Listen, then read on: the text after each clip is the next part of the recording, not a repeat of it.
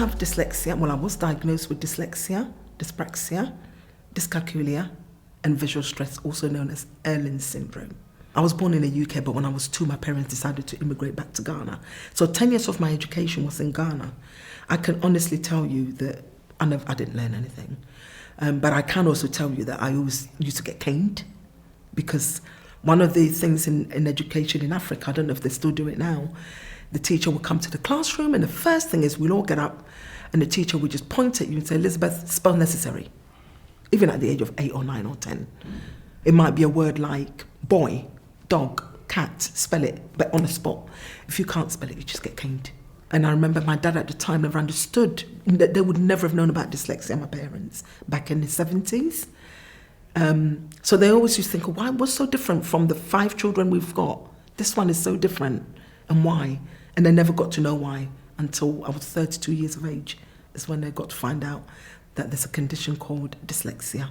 Then got a job at Barclays Bank, not knowing I had dyslexia or dyscalculia or any of those conditions. I was one of the last people to leave the branch. I just couldn't add up the money. And I always used to beat myself, but I remember one young girl coming, and I was training her at the time to become a cashier. And she was earning maybe 6 or 7 grand more than I was. So I said, well, how come you're earning more than me? We're going to be doing the same job. So, because I went to uni. And I did a degree in business finance, whatever the degree was at the time. I thought, well, I want to do that. So I turned up at South Bank University in London.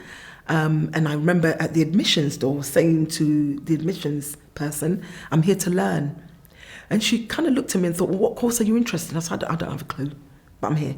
What classes or subjects have you got vacancies on, so to speak? Is there anything I can do? I don't know what I want to learn. She did find it very bizarre, because people know what they want to learn when they get there. And then she said, we've got some spaces on human resource management. I thought, that would do. I heard human.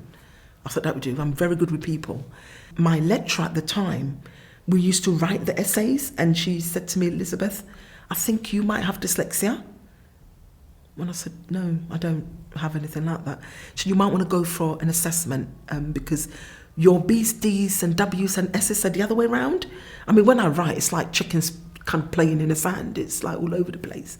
And I actually didn't want to go for the assessment. I just didn't want the label. And then I thought one day, I kind of looked at myself in the mirror and thought, either you accept this and get the help, or you're going to fail. So then I asked for the one-to-one tuition. I got assistive technology for disability student allowance. And from there, life was completely different. I then saw a light under the tunnel. And I thought, actually, I can become someone.